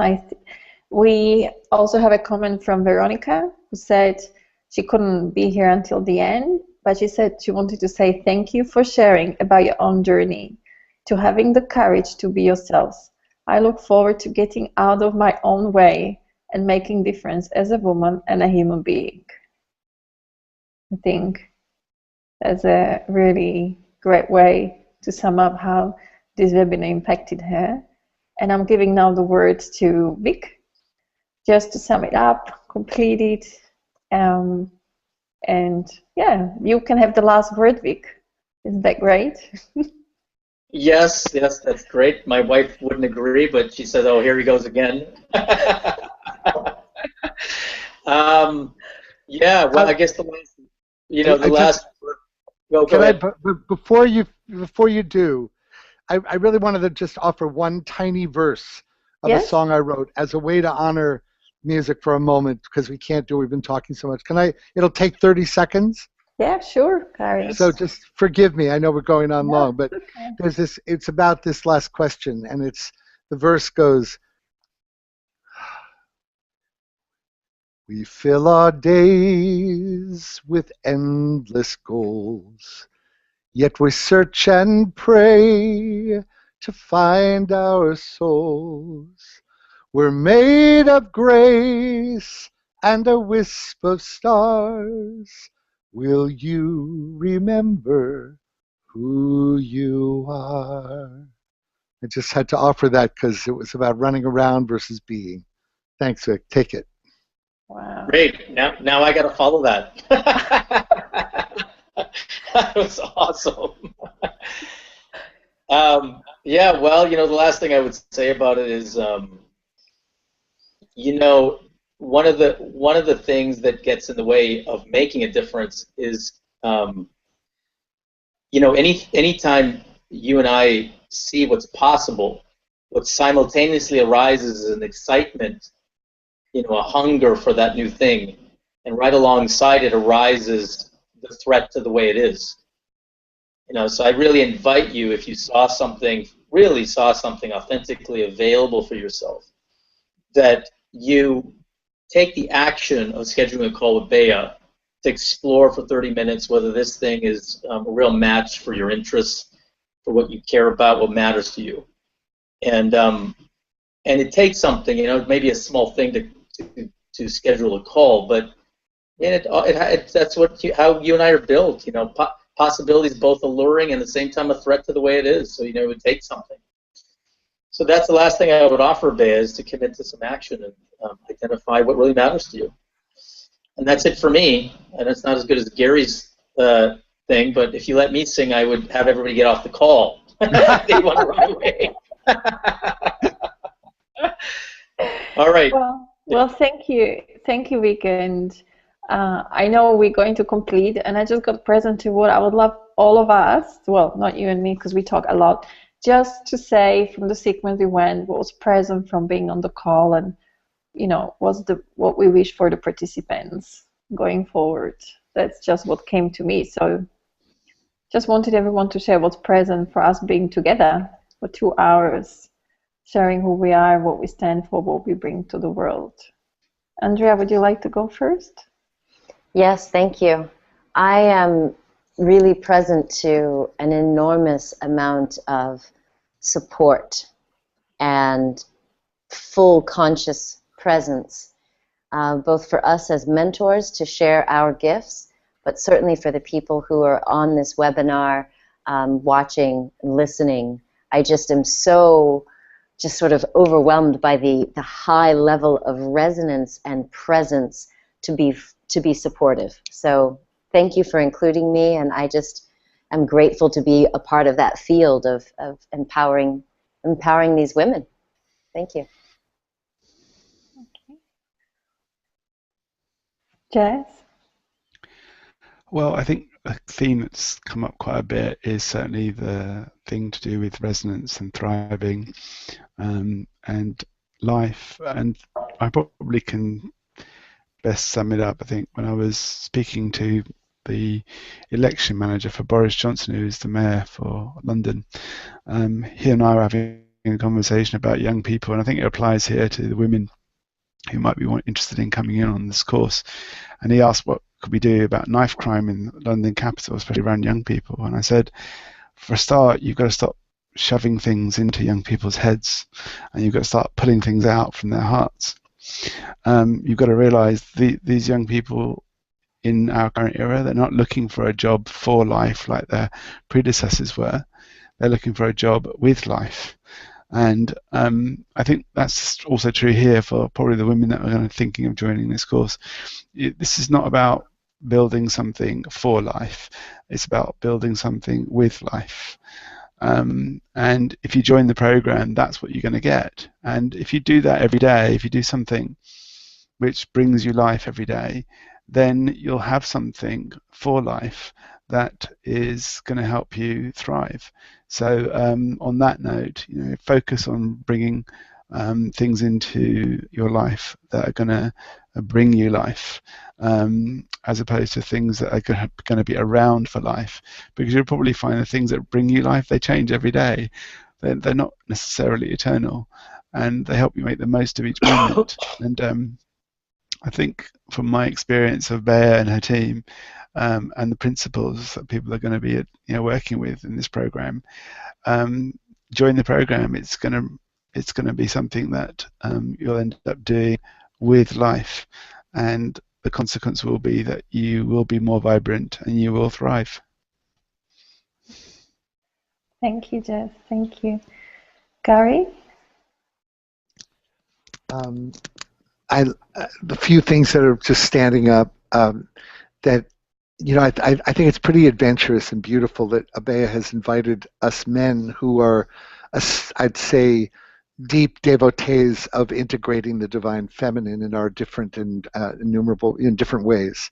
So I just feel it's rather revolutionary to allow us to participate in serving you, because the more empowered you are, you women, you evolutionary women committed to being your authentic, true self that you came here to be, gives us the incredible honor and privilege of being a part of your journey in serving the world. So it's actually probably one of the most selfish acts I could do, is to participate in this serving you, because we're going to get a world that's even more enlightened, awakened, and embodied. And the other two sentences that come up is, if you found that you fall even slightly into thinking that life happens to you versus that everything in life happens for you, this is probably the experience you want to give yourself. And the last thing is that I love the axiom that I've been working on, which seems very dismissible, but it's really takes a lot of courage. In fact, I created a whole website on it. It's called What Makes Your Heart Sing. And I want to encourage you, whether you take this course or not, to consider asking yourself every day, what makes your heart sing? And I mean fundamentally, what is it you came here to do? What joy and passion and inspiration and awe can you bring forward into your life that moves you to be truly who you are? So those are the things that I'm moved to say, and I'm honored and thrilled to be a part of this community that we're all a part of. And thank you, Bea, and thank you, all of you, for allowing me the privilege to participate with you all. Thank you. Thank you, Gary. Thank you. Jan? For me, it's I'm looking for the expression of what I already shared, being not the best in the world, but best for the world. And I can see empowering women is a very important part of any transformation that we want to make. Not because they're better than men, not because something is wrong with what's happening, but because the power and the energy that they have has been missing for so long. And I think without it, it's very difficult to make and realize what we're up for. And we're definitely up for a shift in consciousness and transformation of the world we live in on many different.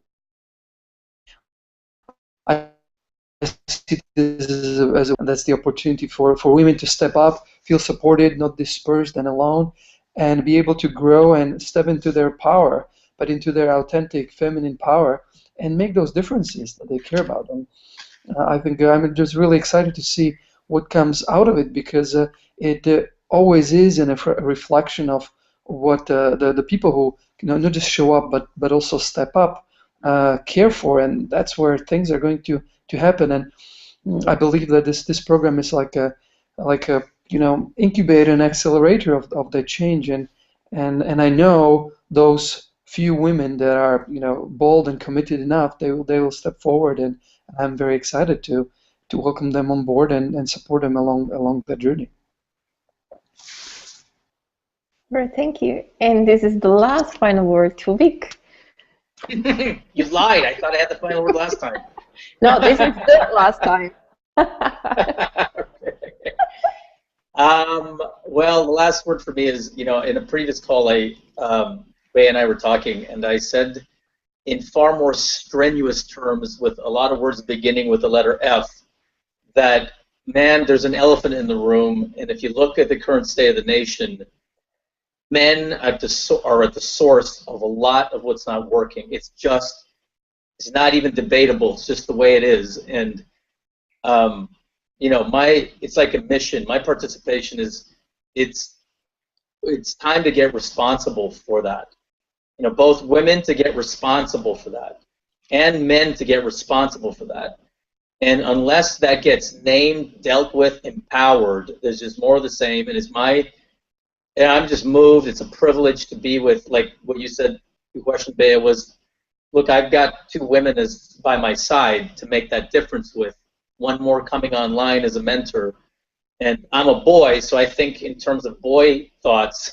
So for me, it lines up like, more, you, Andrea, just two real battleships for what's possible. and I'm just inspired by the women on the call and the men on the call that, we cause each other. There's not like I'm doing something to you that you're not doing to me. It's a community that raises itself, and that's what's so inspiring about the initiative you created. Thank you. Thank you. Thank you. And thank you everyone for being on the call. Thank you everyone for listening. And stay in touch with us. Keep being in conversation, and we'll look forward to having you on our next webinar next time. So good night, good morning, have a great day, and we talk to you later. Bye-bye. Bye-bye. Bye.